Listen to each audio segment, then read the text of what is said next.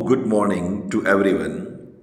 बच्चों, हम लोग 10th क्लास का chapter 5 periodic classification of elements discuss कर रहे थे और ये हमारा तीसरा लेक्चर है। पहले लेक्चर में हमने देखा कि किस तरह से डॉबर्नर ने ट्रेड्स बनाए, तीन तीन एलिमेंट्स के ग्रुप, जिनमें फर्स्ट और लास्ट एलिमेंट का जो एटॉमिक मासेस का एवरेज है वो रफली मिडिल के बराबर होता है। न्यूलैंड ने किस तरह से लॉ ऑफ ऑक्टेव्स दिया म्यूजिकल नोट की तरह। आज के इस तीसरे लेक्चर में हम बहुत इंपॉर्टेंट बात पढ़ने वाले हैं और बहुत एक ग्रेट साइंटिस्ट के बारे में पढ़ने वाले हैं, और वो है Mendeleev. Mendeleev contribution in making periodic table. बच्चों, यदि पीरियोडिक टेबल का किसी को पूरा क्रेडिट दिया जाता है तो वो है मेंडलीव। मेंडलीव ही वो ओरिजिनेटर हैं जिन्होंने ये कंसेप्ट सबसे पहले निकाला। आइए सबसे पहले थोड़ा सा डिमित्री आइवानोविच मेंडलीव के बारे में हम समझते हैं। बच्चों, ये इनकी जो कहानी है, ये जो हमारी एनसीईआरटी बुक में भी लिखी है, मुझे बहुत इंस्पायर करती है। मैं थोड़ा सा पीरियोडिक टेबल से हटकर भी आपको कुछ बताना चाहूँगा कि मेंडलीव का जो जन्म है, यहाँ पर आपको बता रखा है, साइबेरिया में ये बॉर्न हुए थे, रशिया के वेस्टर्न साइबेरिया में। और उसके बाद उन्होंने एजुकेशन अपनी यूनिवर्सिटी लेवल पर की। लेकिन सबसे इम्पॉर्टेंट बात जो मैं बताना चाहूँगा कि वो अपनी जितनी भी सक्सेस थी उसका पूरा क्रेडिट देते हैं अपनी माँ को, है ना। वो सारी डेडिकेट करते हैं अपनी माँ को और वो कहते हैं शी इंस्ट्रक्टेड विद एग्जाम्पल। मैं एज ए टीचर इसको बहुत अच्छे से समझने की कोशिश करता हूँ बार बार। तो वो कहते हैं कि अपनी माँ के बारे में कि she instructed with example, corrected with love and travelled with me to places spending her last resources and strength. वो किस तरह से उनकी सक्सेस के पीछे लगी हुई थी उसकी पूरी बताया है यहाँ पे। She knew that with the aid of science, without violence, with love and firmness, all superstition, untruth and errors can be removed. ये बच्चों बहुत गहरी बात है बच्चों कि जैसे हम भी देखते हैं कि पुराने टाइम में यदि किसी को बुखार आ गया तो हम सोचते थे शायद, जब हम लोगों को कोई किसी चीज़ का लॉजिक समझ में नहीं आता है तो हम किसी और तरह की स्ट्रेंथ पे, किसी और तरह की बात हम उससे जोड़ लेते हैं। जब हमको सोलर इक्लिप्स नहीं समझ में आते थे तो हमने बहुत तरह की कहानियाँ उसकी बना ली। जब माता जी या जो हमको मिजल्स हो जाते थे तो हमने बहुत तरह की बातें उसकी बना ली। तो जब इस तरह की र्यूमर्स, इस तरह के अनट्रूथ, सुपरस्टिशंस दुनिया में चलते हैं तो उनकी माँ का बिलीव था कि आपको उनसे लड़ने की जरूरत नहीं है।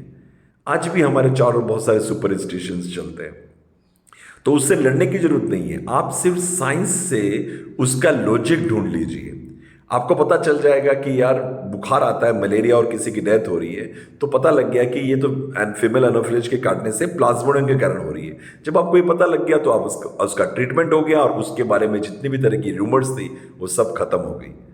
तो आज हम लोग जब पढ़ाई करते हैं, आप लोग जब पढ़ते हो तो क्या सोच के पढ़ते हो? ये सोच के ना कि पढ़ेंगे तो नौकरी लगेगी या इतना पैसा मिलेगा, लेकिन नहीं।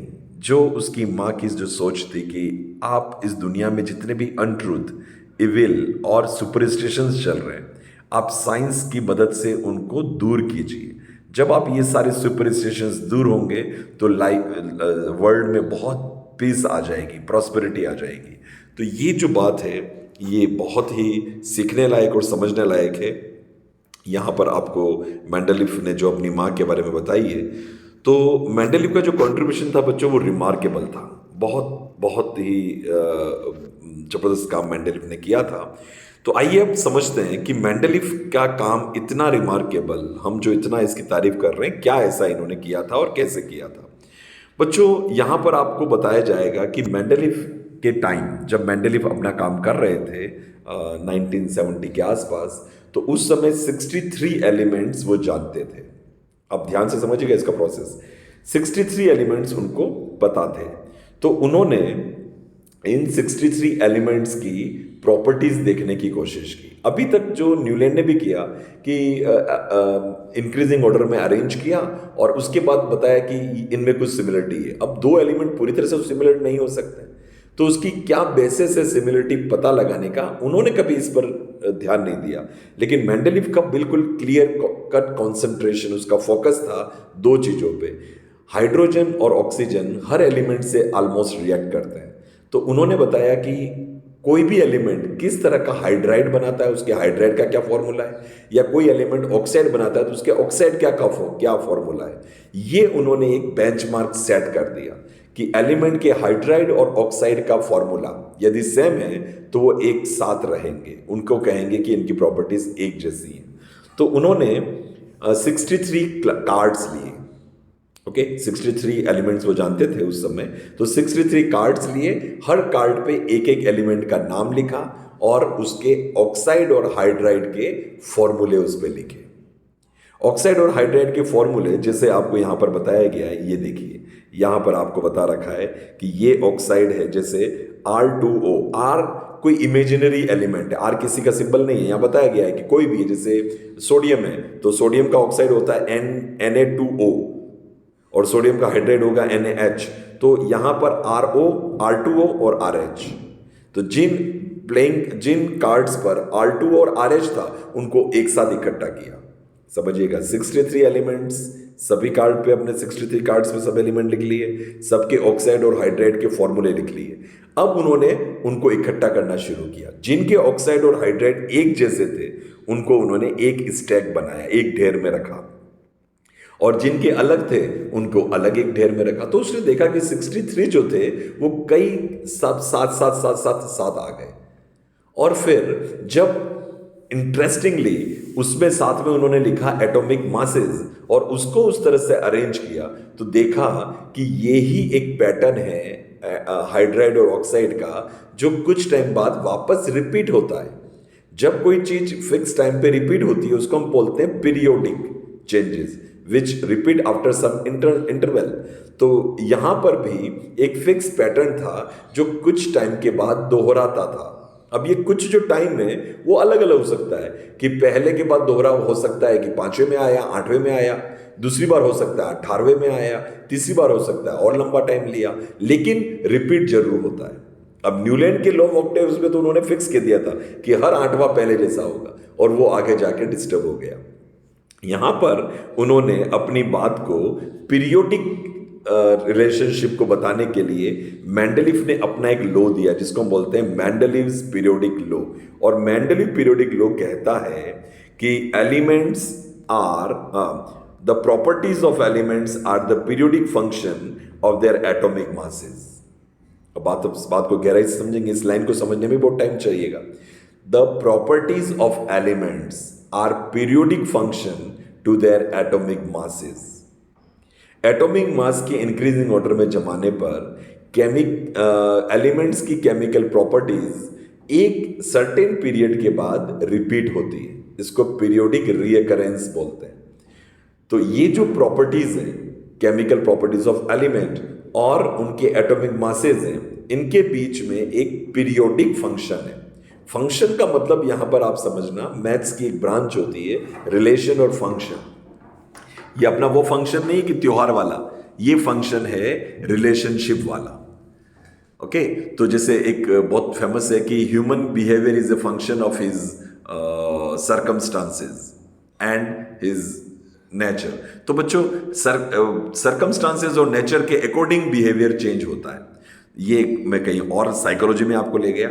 यहां पर मैं आपको बताना चाह रहा हूं कि केमिकल प्रॉपर्टीज और एटॉमिक मासेस में पीरियड के साथ बदलने वाला फंक्शन है, टाइम के साथ, एक फिक्स टाइम के साथ। तो इसको हम बोलते हैं, या भी आगे और हम अभी समझेंगे। तो the properties of elements are periodic function of their atomic masses. ये बात उन्होंने कही और अपनी जो उन्होंने 63 एलिमेंट्स को ग्रुप बनाया था उनको यहां अरेंज किया। अब देखिए बच्चों अच्छे से, ये है मेंडलीव पीरियोडिक टेबल।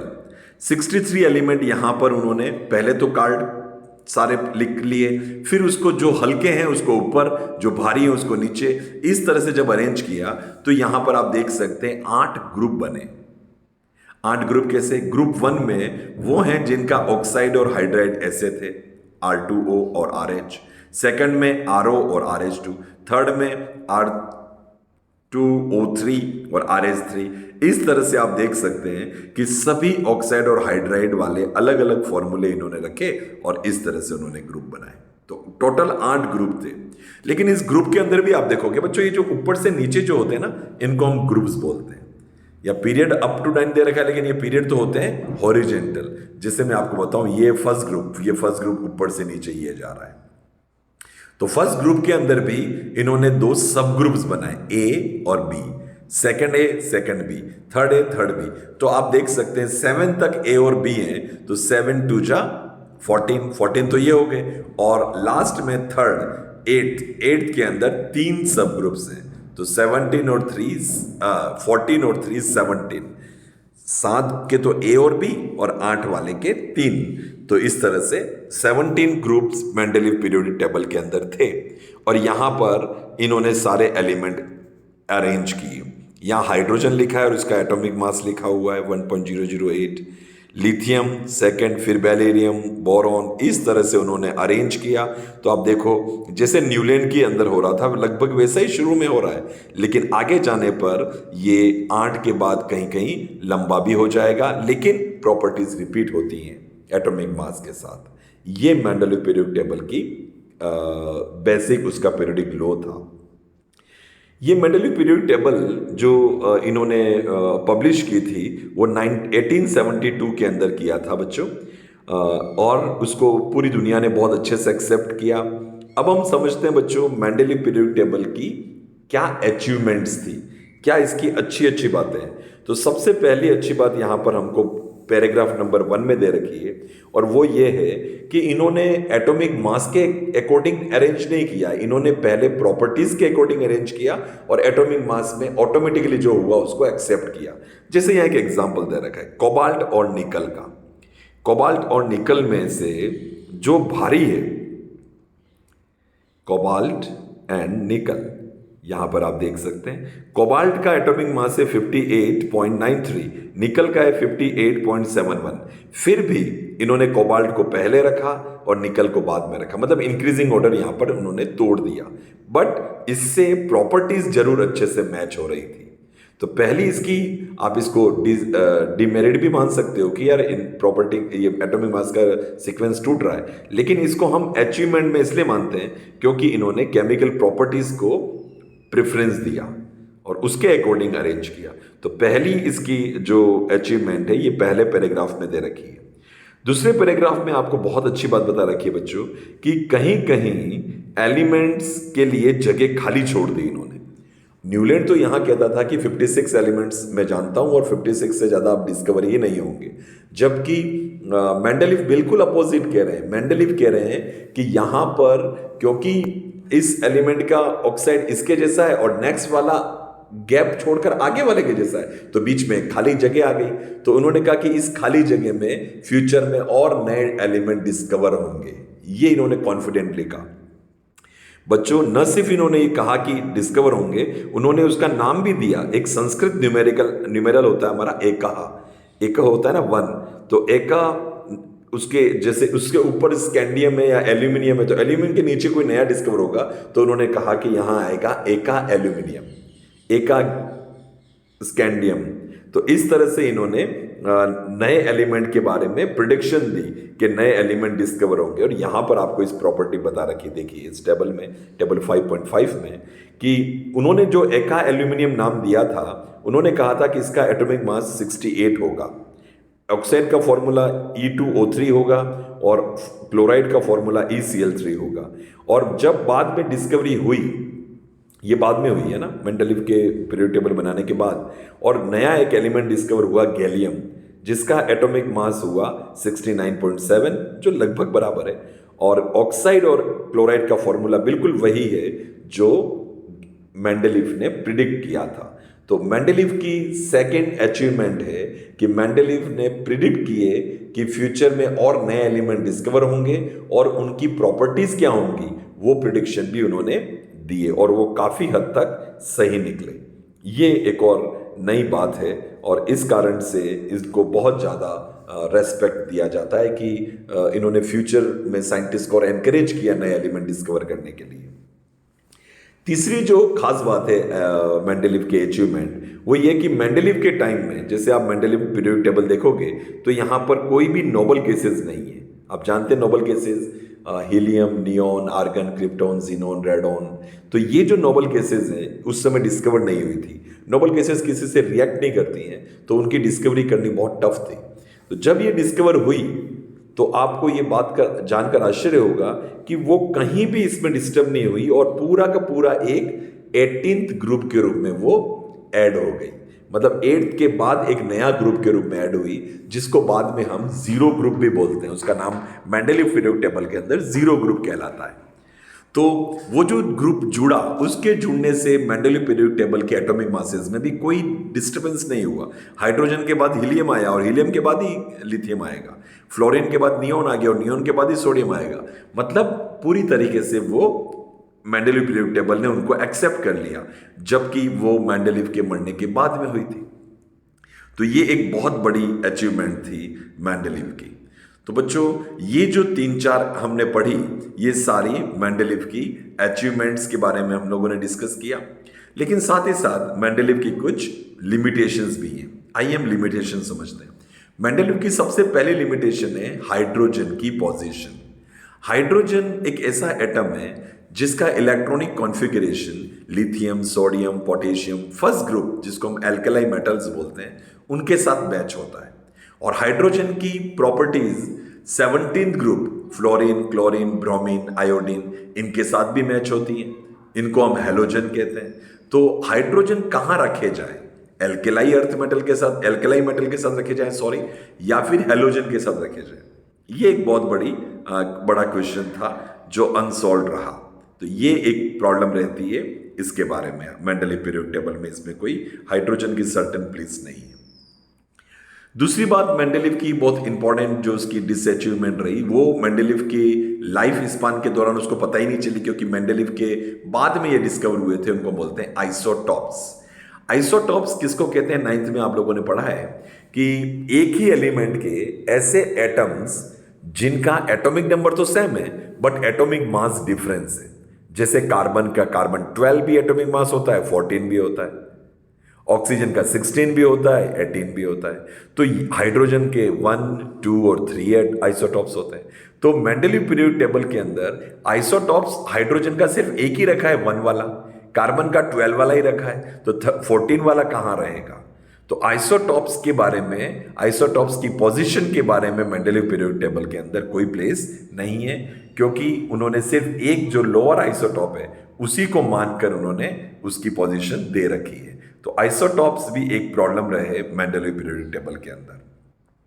तीसरी डिसअचीवमेंट ये होती है मेंडलीव में कि जब वो ये प्रिडिक्ट करते हैं कि इन दो एलिमेंट के बीच में यहां एक नया एलिमेंट डिस्कवर होगा, तो वहां कितने एलिमेंट डिस्कवर होंगे? 1 होगा या 2 होंगे? हम कुछ भी सर्टेन नहीं कह सकते, वो नहीं कह सकते हैं। क्यों? जैसे एक का एटॉमिक मास है 58, दूसरे का है 61। अब 58 और 61 के बीच में काफी नंबर आ सकते हैं, क्योंकि पॉइंट में भी एटॉमिक मासेस आते हैं 58.1, 58.2। तो कितने एलिमेंट बीच में डिस्कवर होंगे, इसके बारे में कोई सर्टेनिटी नहीं थी। तो ये 3 डिसअचीवमेंट हैं मेंडलीव की। लेकिन इन 3 छोटी छोटी डिसअचीवमेंट के बाद भी पीरियोडिक क्लासिफिकेशन ऑफ एलिमेंट का पूरा क्रेडिट हम लोग देते हैं डिमिट्री आइवोनिच मेंडलीव को, क्योंकि मेंडलीव का जो वर्क था बहुत साइंटिफिक था। उन्होंने केमिकल प्रॉपर्टीज को प्रेफरेंस दी, केमिकल प्रॉपर्टीज का एक क्राइटेरिया डिसाइड किया, एक बेंचमार्क तय किया कि कैसे एलिमेंट ऑक्साइड और हाइड्राइड्स बनाते हैं। उन्हीं के अकॉर्डिंग उन्होंने उसको अरेंज किया। कहीं जहां पर ब्लैंक्स थे उन्होंने कॉन्फिडेंटली ब्लैंक को छोड़ दिया और कहा कि यहां पर नए एलिमेंट डिस्कवर होंगे, उनके बारे में भी अपना प्रेडिक्शन दिया कि कैसे वो ऑक्साइड, हाइड्राइड या क्लोराइड बनाएंगे। तो ये जो मेंडलीव का कंट्रीब्यूशन है, ये बहुत रिमार्केबल कंट्रीब्यूशन है। तो बच्चों, हम लोगों ने मेंडलीव के बारे में काफ़ी बातें पढ़ी। यहाँ पर आपको 3-4 क्वेश्चंस दे रखे हैं। मेंडलीव की ये जो बातें हमने पढ़ी हैं उसको आप अच्छे से किताब से पढ़िएगा, इन क्वेश्चंस को आंसर कीजिएगा। और नेक्स्ट टॉपिक में, नेक्स्ट हम लेक्चर में मॉडर्न पीरियोडिक टेबल, मेंडलीव के इस जो भी डिसएडवांटेज थे इनको हमने कैसे दूर किया, इसके बारे में हम लोग पढ़ेंगे। घर पे आप सेफ रहिएगा, अपने और अपने परिवार का भी ध्यान रखिएगा। Thank you.